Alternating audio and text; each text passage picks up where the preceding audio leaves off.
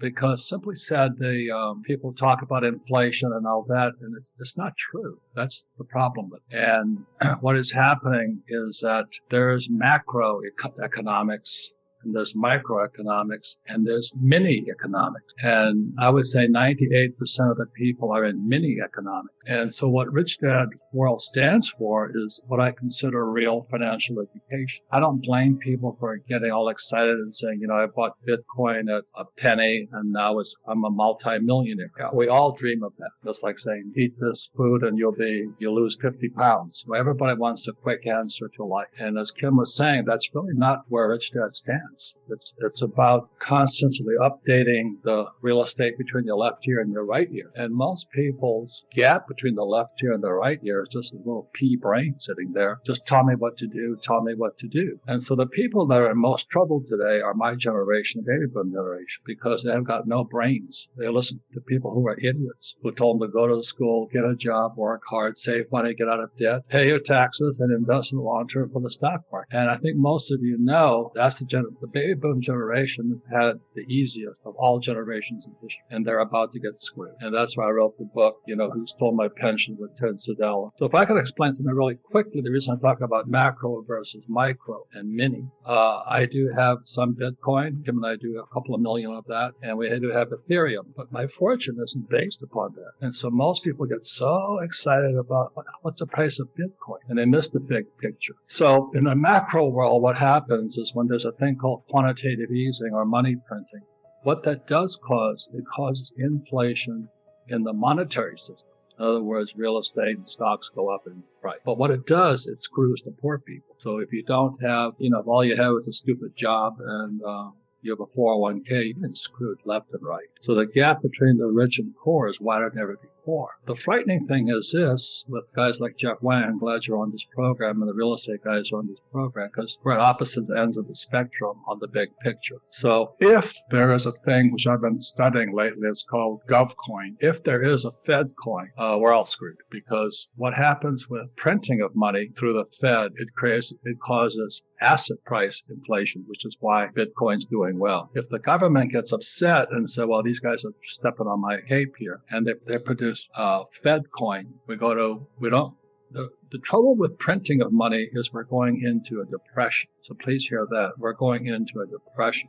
And so when they have quantitative easing, they're trying to prevent a depression. And the trouble with printing money historically is when you print it, there was a short burst of inflation. And we're in such this period right now. Real estate prices are up, stock prices are up, and all that stuff. But it's only short-lived. And then it slides back down into depression. So they're trying to stop a depression. And it's called the transmission of money. So it's like I'm giving 4 gears to a car. I know everybody knows this stuff, but it's so obvious. When they print money, they're trying to prevent the depression. But we're going into a depression anyway because it doesn't fix it. And the problem with that, when you print money, it only makes investors richer. But the working class guys, the guys who work in my yard, I feel, they're getting screwed left and right because they're working for money. That was Rich Dad's rule number 1, don't work for money because money is corrupt. So they print money to try and prevent the depression. But the average guy can't even get a credit card, or they have a student loan debt. And that's because there's no financial education at school. The only reason the economy expands is we have to have debt. And that started in 1971 when Nixon put the dollar up to gold standard. So here we are 50 years later, and it's not working. When I came out of school, I think the debt to GDP ratio was only like 20%. Today it's 140%.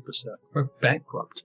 If they go to Fed coin, then we go to what's called Gresham's law kicks in, and we go to hyperinflation. When we go to hyperinflation, that led to Adolf Hitler in the Weimar Republic, led to Mugabe in Zimbabwe, and what's his name, Fidel Castro, and what's happening in Venezuela today. If they go to Fed coin, we're all dead anyway. But it's going to make gold and silver and income-producing assets even more important. I know most people know this, but if they keep printing money, the inflation is short-lived, but it's only in people who can get debt, and for people like Jeff who invest in assets that go counter the dollar, like Bitcoin, Ethereum, and all those fake coins that are out there. What I'm watching right now, so today the debt to GDP is about 140%. Every time they print more money, all that increases is the debt, but the economy gets worse. That's the trouble with what Bernanke started with quantitative easing. So we're at the crossroads, and the reason financial education is more important than before, you've really got to have a bigger picture on what money is. And so the real estate guys,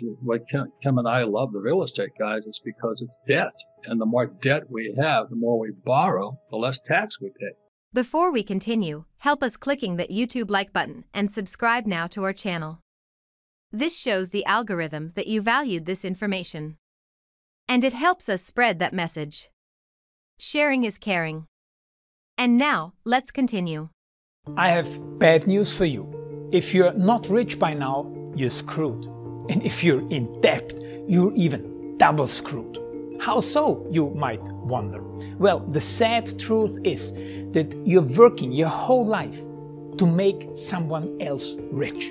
The mega corporations, the banks, the politicians, everyone is getting richer. They get your money. And what is even worse, they get your time, they get your life. You are not even in a rat race, you're in a financial prison. But what could a solution for you look like? Honestly, I don't know, but I know what a solution for me would look like. It's very simple. I use whatever money I have and I multiply it with 1,000. This could make my life much easier and probably yours as well. If you have $1,000 available and multiply this with 1,000, I believe that this could solve some financial issue for the one or the other. Of course, if you're ugly, you would have to multiply it with much more than 1,000. My name is Markus Dan, and this is what I decided to do. I decided to 1000x my money. This is not a joke. I know what you may be thinking. What is this guy talking about? How should this work? This is not possible. Well, I made a detailed video where I laid out my plan. And some clever folks might even want to look at this plan and copy it and do exactly what I do. This is just a little hint on the side. You have two options. You leave, you forget what you have seen.